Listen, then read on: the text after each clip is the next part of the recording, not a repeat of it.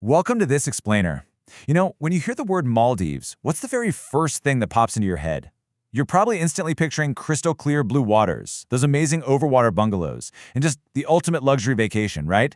Well, today we're going to look at a completely different side of the islands. We're unpacking the source material to see exactly why this quintessential tourist paradise is actually the center of a super high-stakes geopolitical tug-of-war.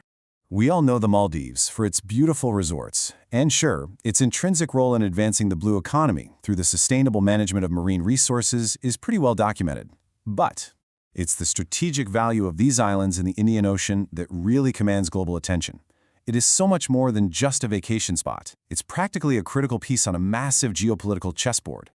Think about this. The entire archipelago is made up of just 1,200 coral islands. Geographically, they're tiny, but their placement, absolutely critical. They sit right smack next to the key shipping lanes of communication in the Indian Ocean. And, as we all know, location is literally everything when we talk about global trade. Just to help you wrap your head around the sheer scale of what passes through these waters, get this: more than 97% of India's international trade by volume and 75% by value sails right through this specific region. I mean, if you can control or even just influence these waters, you essentially have your hand right on the valve of major global commerce.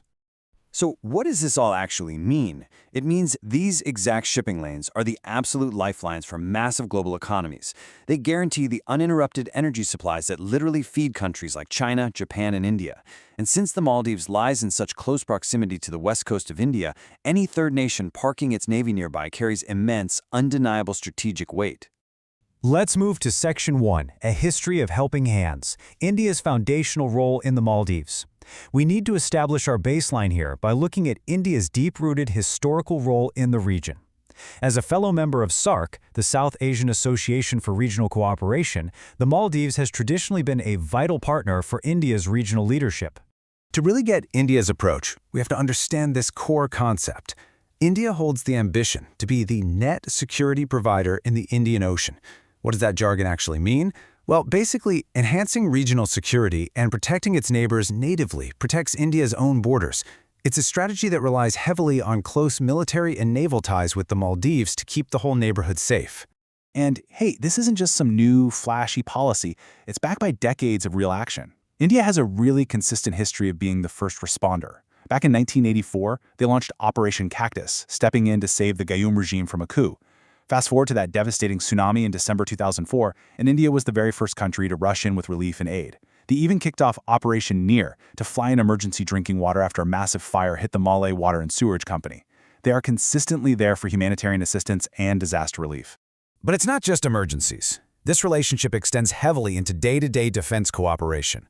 These two nations are routinely doing joint combat exercises, they share maritime surveillance, and India actually supplies a lot of military equipment.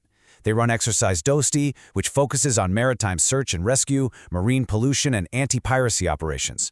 Plus, there's a big bilateral annual exercise called Ekuvaran that's been going strong since 2009. Moving on to Section 2, The Economics and the People, Deep Ties Beyond the Military. You see, this relationship goes way deeper than just military security. The connections between India and the Maldives stretch deeply into the everyday economic and cultural life of the islands. The human connection here is just staggering. Did you know Indians actually make up the second largest expatriate community in the Maldives? To put that into perspective for you, right now about 25%, so literally 1 in 4, of all doctors and teachers working in the Maldives today are Indian nationals. They are fundamentally integrated into the country's health and education systems. And financially, culturally, India is deeply embedded. The State Bank of India has literally been funding those famous island resorts and marine export businesses since way back in 1974. More recently, India extended a $100 million standby credit facility, and in 2018, they announced a massive $1.4 billion financial assistance package. But beyond the money, you have this intimate cultural bond. There's an Indian cultural center in Malé that opened in 2011, teaching yoga and classical music. And honestly, you can't ignore the immense, widespread popularity of Hindi commercial films, TV serials, and music all across the islands. All right, Section 3, The Geopolitical Tug-of-War, China's Rapid Expansion. This is where things get really interesting, because the geopolitical landscape has started shifting dramatically. The Maldives has turned into a highly contested arena as China rapidly expands its footprint. It's a fascinating contrast. On one side, you have India leaning on its long-standing cultural, historical, and security ties. On the other side, you have China. Now, what's incredible here is that China only opened its embassy in the island nation in 2011. Yet in that incredibly short time frame, they've rapidly and aggressively expanded their presence. That makes it geopolitically and strategically vital for India to maintain its own foothold. China's approach has been powerfully economically driven. They actually signed the Maldives' first ever free trade agreement with any country, which, by the way, was also China's second FTA in all of South Asia, right after Pakistan. Their growth is powered by massive infrastructure development projects. We're talking the heavy development of Hulu Huli Island and the construction of this colossal friendship bridge connecting it straight over to the capital, Male. Now, all this rapid development is fueled by the Maldives' intense reliance on China. We're talking about over $2.5 billion in infrastructure projects. For an archipelago of tiny islands, that is an astronomical injection of foreign capital. But that capital comes with a ledger.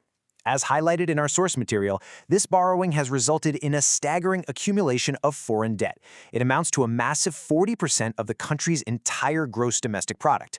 40%! For India, and really for plenty of impartial geopolitical observers, this sheer volume of debt raises some pretty significant concerns. The source text points out fears that this massive accumulation could be a form of Chinese debt trap diplomacy. The worry is that insurmountable debt might eventually lead to an increased Chinese military presence in the island nation. It is that classic tension, right? Rapid infrastructural growth versus long-term sovereign financial independence. Adding a whole other layer to this external tug-of-war is some severe internal instability. The Maldives has faced internal crises along political and religious lines, and that directly drives its foreign policy.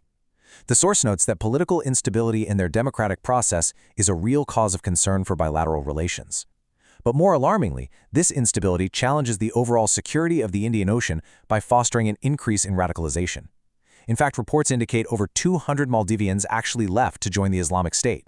Which brings us to Section 4, Navigating the Future, the Strategic Path Forward.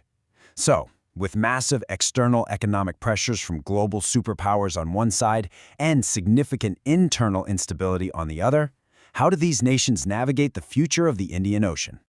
Well, at the policy level, the official stances seem intuitively complementary.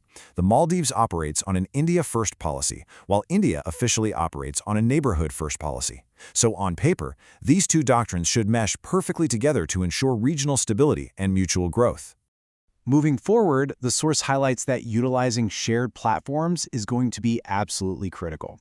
Both countries really need to enhance their regional cooperation through established channels, things like the Indian Ocean Rem Association and the Indian Ocean Naval Symposium, just to keep those lines of communication open and collaborative. But the source material makes one thing abundantly clear. Simply having complementary policies on a piece of paper, it's just not enough. They must be implemented with the utmost strategic sensitivity. A misstep in this region ripples outward, affecting global trade lines and the security of literally billions of people. Which leaves us with this absolutely crucial question to end on. Can this delicate balance actually be maintained? As India tries to secure its historical neighborhood and China aggressively expands its economic footprint, the Maldives sits right in the middle. Will these tiny yet indispensable islands maintain their sovereignty and stability as global powers continue to vie for control? It is definitely a situation we all need to keep our eyes on. Thanks for joining me on this explainer, and keep questioning the world around you.